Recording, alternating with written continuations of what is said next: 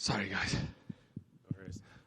What's up, everyone? Just curious your thoughts on getting that jacket. I mean, you've only been in the UFC for a couple of years now, and you've already been tested 50 times, which is kind of remarkable. So I guess, what does it mean for this honor, but also, like, how much of a nuisance is it being to get tested so much?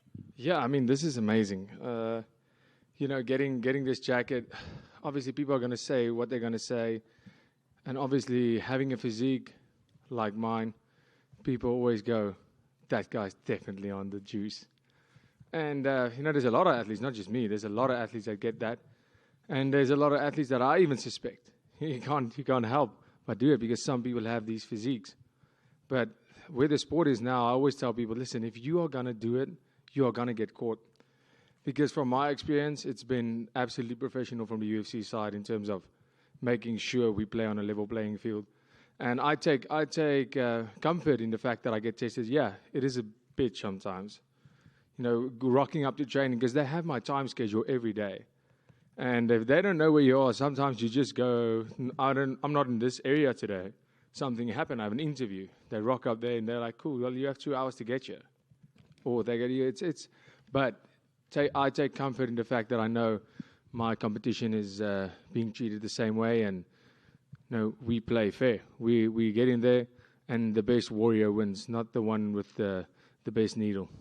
There's been a lot of photos of Sean coming out through this camp, people saying, he's in the best shape of his life, all that kind of stuff. Have you seen some of that? And are you, I guess, impressed by his physique maybe compared to some other fights? Yeah, I've seen some of it. Yeah, I mean, are we going to stand next to each other and compare physiques? I don't think so. And I know you've been asked ad nauseum about, all the comments made at the press conference and the fight and everything like that. And when we spoke last week, you kind of said, I'm too smart to go down that road. I have other things I can do to poke and prod at Sean. But he was very explicit, I think, earlier this week in an interview saying that, he's going to stab you if you bring that up. He's going to have a knife. Did you see those comments? And I guess, what did you make of that? Yeah, I saw that.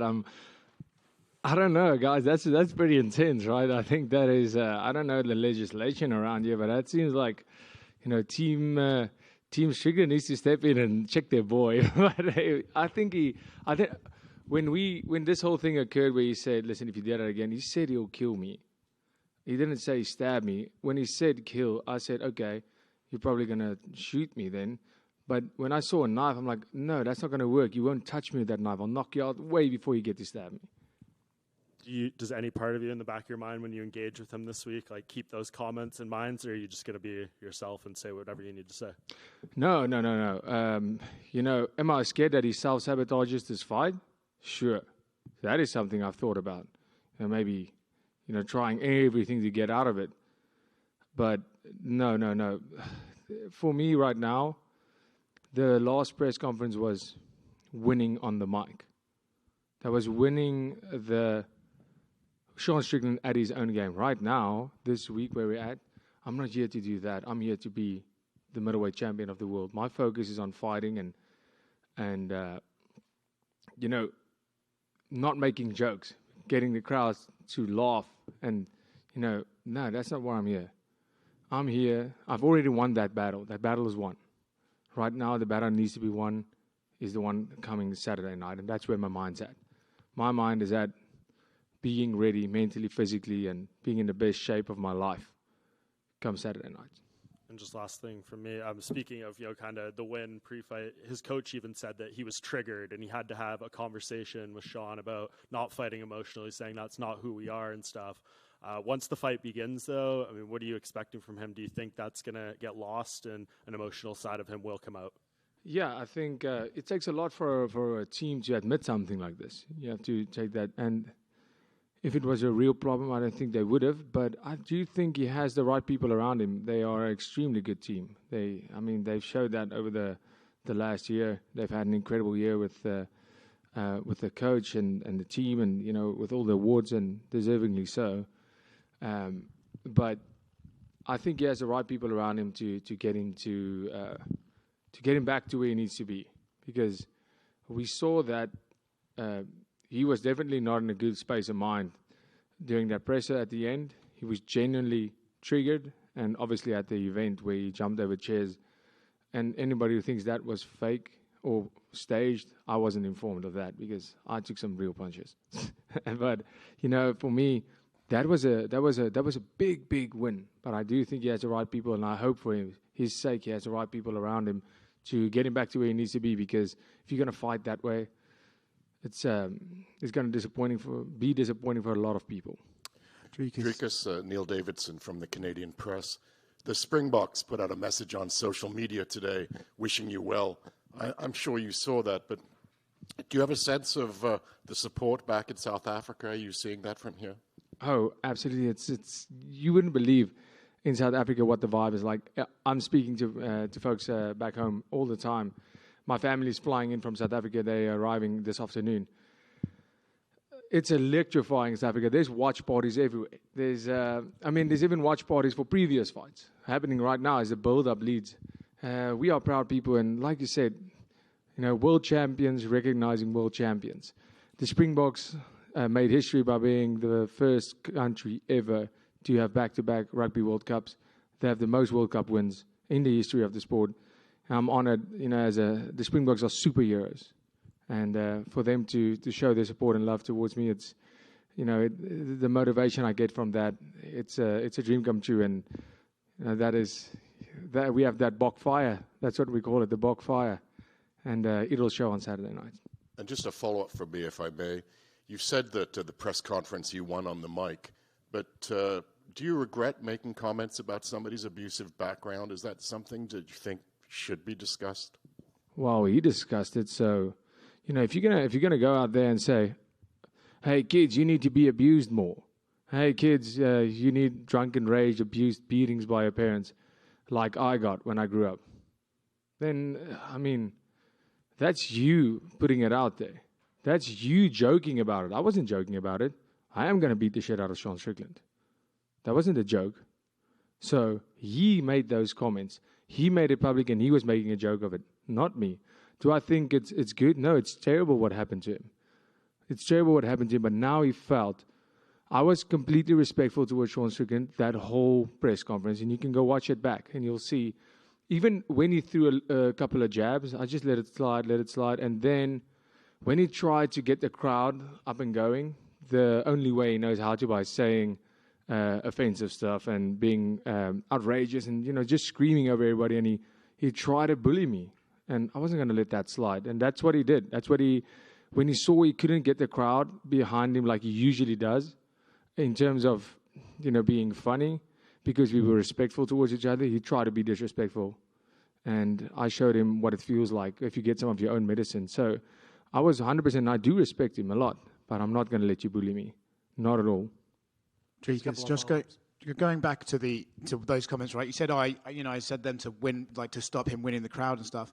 Is there a part of you that thinks this is a mental game as well? It clearly bothers him so much. I may as well say it this week because it might affect him going into the fight. Yeah, but saying it again, it's that's a one-trick pony. Saying it again, it makes no sense. Obviously, I said it.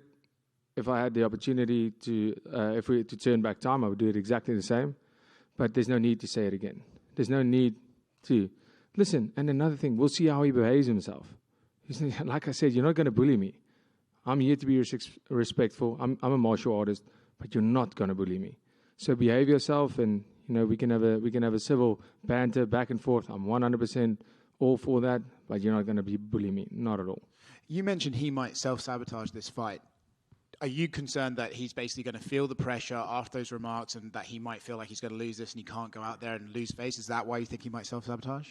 Yeah, I don't know what it might be. I think, for a guy with the kind of demons that Sean Strickland's fighting, one can only think, and I'm not in this situation, so I can't say, but it, self-sabotage and in a sense where he does not care what happens to him because he wants to do what he feels is necessary because that will make him a real man. No, what makes you a real man is being an example. And like I always say, being a champion, being in the limelight, you should be yourself. I'm being myself, and I'm not always the best example, make no mistake, especially with all the cameras on, everywhere you go. It's great, it's cool, but the more I look at a guy like Connor, he gets seen doing so many wrong things, but it's just because everything he does is filmed. I feel sorry for the guy because most of us do a lot of things that are not went wrong, especially when you're out partying. You're not really considering being an example to kids when you're out partying. You're in a place. That's why there's an age restriction. And then you get filmed and it gets put all over the internet and people judge you for it. I mean, people are going to say what they're going to say. And, I mean, just live your life. Don't care about it, and whenever you can, try and be a good person wherever you can. But, I mean, if you make mistakes, we move on from them. So, with this whole thing with him self-sabotaging, I think... I think it might be that to prove a point. And the fight is the only thing that's important to me. So what I'm saying with self-sabotage is I also like fast cars. I like adrenaline. I'm a crazy person. I'm an adrenaline junkie. But when my fight camp starts, there's a priority. There's things that needs to happen for me to do my job. And it feels like that one aspect of him doesn't care. And then, of course, the fight that happened in the crowd, that was the biggest concern for me of that whole situation, is the fact that the fight could be in jeopardy, and I'm really happy it wasn't. Yeah, going back to that brawl, obviously it's like a little skirmish, 30 seconds maybe, but is there anything you could take away from that physical interaction with him? Yeah, the man's not scared to throw down, firstly, and he could feel the strength. Now he knows. He had those scrawny hips. Last one from me. Israel Adesanya is picking you to win this fight. He thinks you're going to get the finish. Does that surprise you, considering his attitude towards you in the past? No. The man has a knowledge for fight. So that makes sense. But, I don't really consider that a good thing or a bad thing. I'm happy to get when somebody thinks I'm going to win, because even though we have our differences as people and as one man to another, as a fighter, as fighters, like, I can only say good things about Adesanya as a fighter. He's had some terrible fights where he just, won the fight running and all that, but he's had some amazing fights, one of the best fights we've seen. And he has had some of the best striking performances that the UFC has ever seen. But that is not, so that is a martial artist recognizing another. And in that case, it's great to see somebody like that know that you have what it takes. Dricus right here. Just to follow up to you, right? Sean said he reached out to you and you had agreed to lay off the abuse comments. Is that accurate? Can you give your side of it? I believe it was through DMs, maybe. Yeah. So this happened the day after the altercation in the crowd, and I'm talking about. I arrived in South Africa as we were on the runway, still taxiing to where we get off. I opened my phone and I saw a DM from Sean Strickland, and I thought it was maybe like a fan page, going to be hate mail or something like that. And I see, no, it's actually Sean Strickland's page. I do follow him, and it said, "Hey, so something along the lines of, listen." This is what happened. I'm sorry what I said about your coach and you, but if there's anything that's crossing the line for you, just, and he's like, listen, I know we sell a fight and all that, but if there's anything out of line that I said that you want me to pull back, like, I'll apologize. I'll even take back what I said. I'll remove post. And, I feel kind of like this is not a great move to... But he brought it up. I would have never told the media about this. Otherwise, this happened 5 weeks ago. I would have talked about it. I don't want to expose a man in that way. It's not my style. I was actually surprised that I saw him make it public that he did message me, because I didn't want to out him on that. But since we're talking about it, and he, so he said if there's anything that he shouldn't say, like, he'll lay back. But if I bring up the thing with his childhood again, he said, I'll kill you and ruin your life and mine way before we step into the cage, something like that. That's exactly his words. So I'm like, okay, so this poor guy, this seems pretty serious. I feel bad for him. But I just replied and said, listen, there's nothing you can say that has any effect on me. Like, go crazy. You're talking about me kissing other dudes. I have more photos. I post them online. I don't care. Jeez, you think I care? I'm completely comfortable with my sexuality. Have you seen my girl? My guy. Yeah. So I don't care about that. You know, me kissing my coach, kissing my dad, kissing my brothers. I don't feel like people saying, oh, that's gay. So what? I don't care. I love those people. That's my family.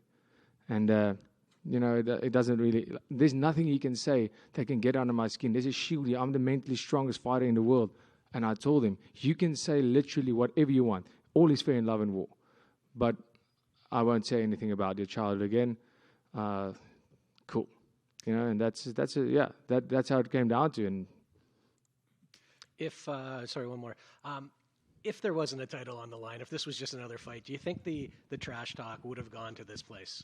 If it went down the way, if he said what he said, yeah, exactly the same. Like, if you go look at that press conference, I approached it like every other one, having respect for my opponent. It's my opponent's decision how I'm going to react in terms of if you want to keep this civil and respectful or not. And I came in there with the mindset of being respectful, but like I said, I won't be pushed around. So whether it's a title fight or not, I approach all of them exactly the same. For me, this fight, the Whittaker fight, my debut against Marcus Perez, exactly the same up here. James. How's it going? Good to see you. I know you talked a bit about like what's next for the winner of this fight. You talked a bit about Khamzat Chimaev. I was curious where you think Jared Cannonier fits in the title picture, just with him having a win over Sean Strickland already. Like, how do you rate him in the division? Yeah, that's such a hard question. I think he's sometimes overlooked. Jared Cannonier. I actually met him at 296 as well. Super nice guy. And, everybody was looking forward to the division being shaken up. Because, I mean, if you look at a year ago, it was Izzy and Rob up there and the rest of the division almost down here. And we caught up quickly. And look at the whole division. Everything looks different now.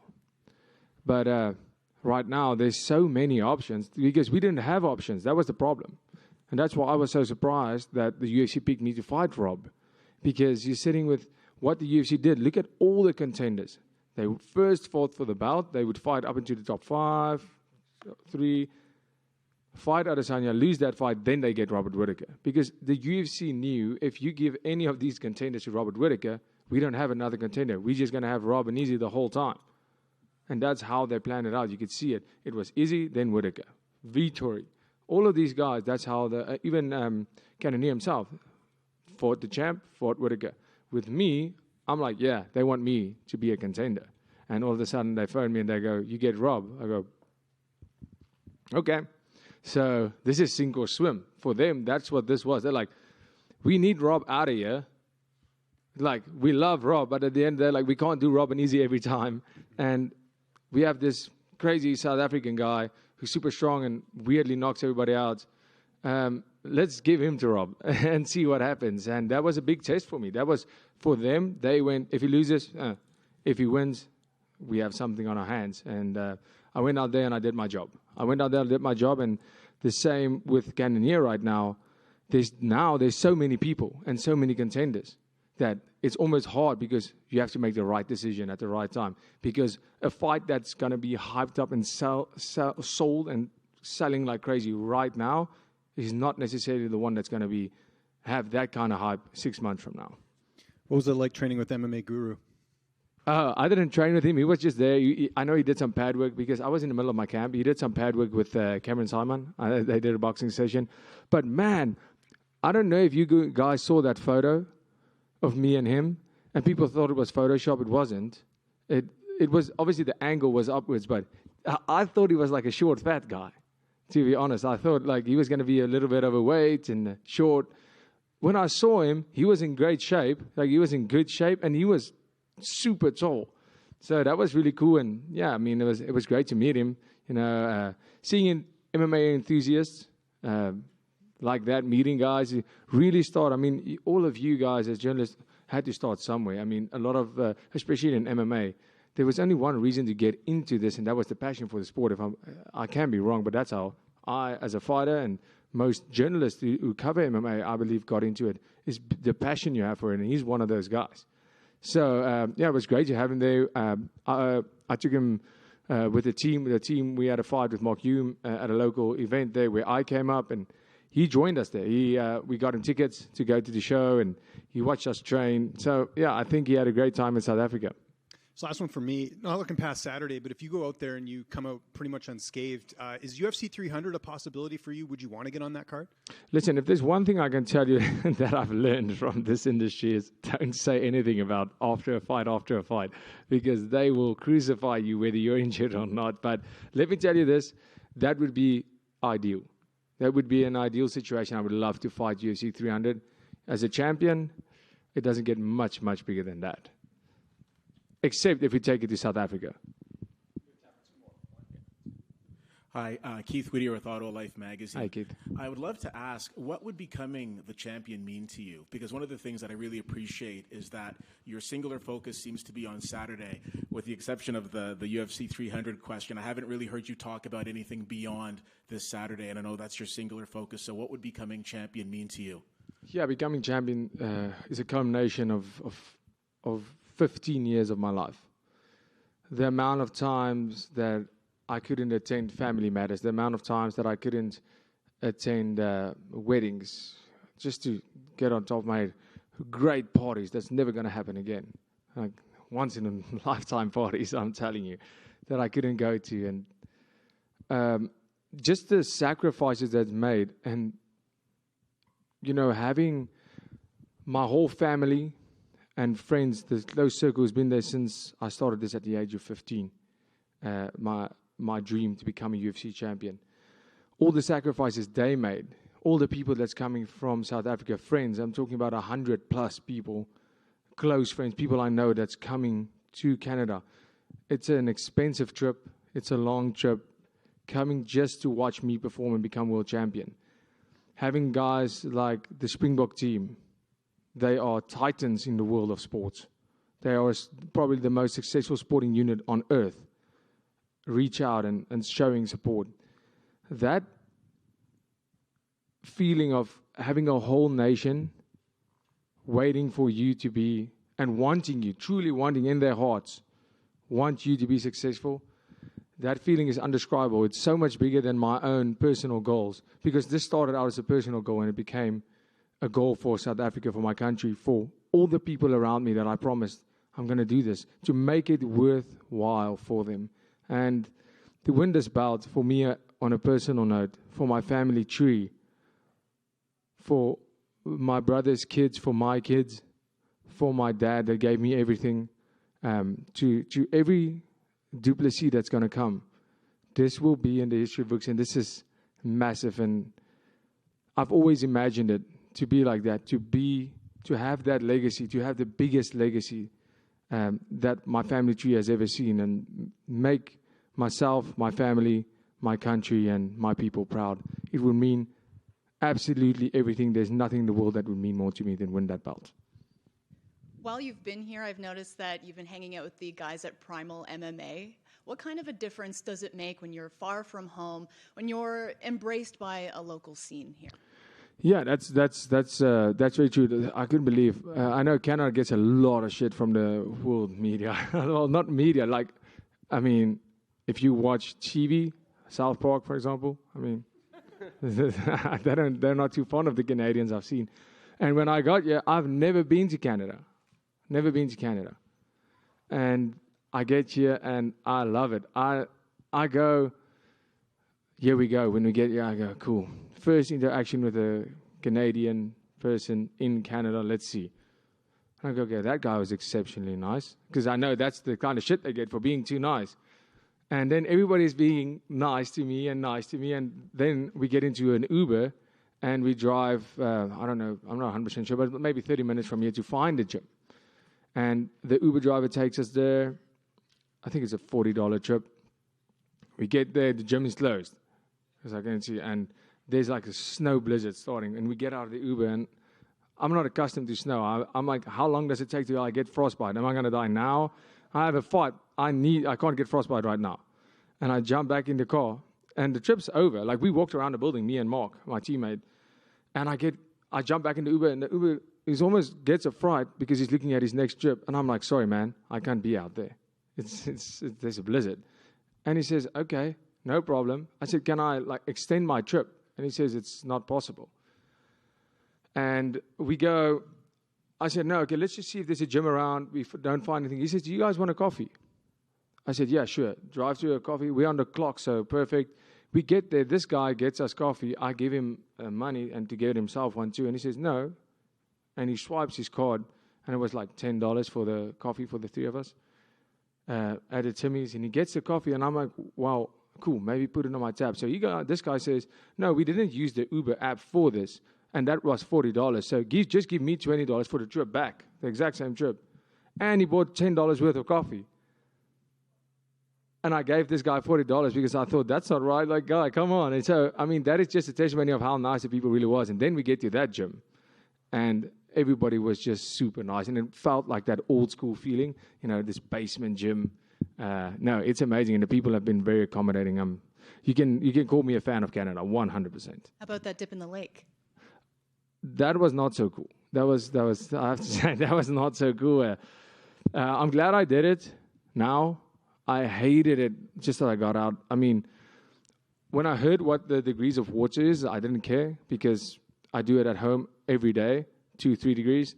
But when I got out and it was minus 10, 11 with that wind, and it was a 5-minute walk for us back to the car.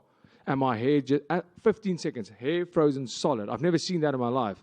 Once again, this is where I think, okay, this is a big, big problem. I couldn't use my hands. It felt terrible, but, I mean, things we would do for the camera, right? Thank you, everybody.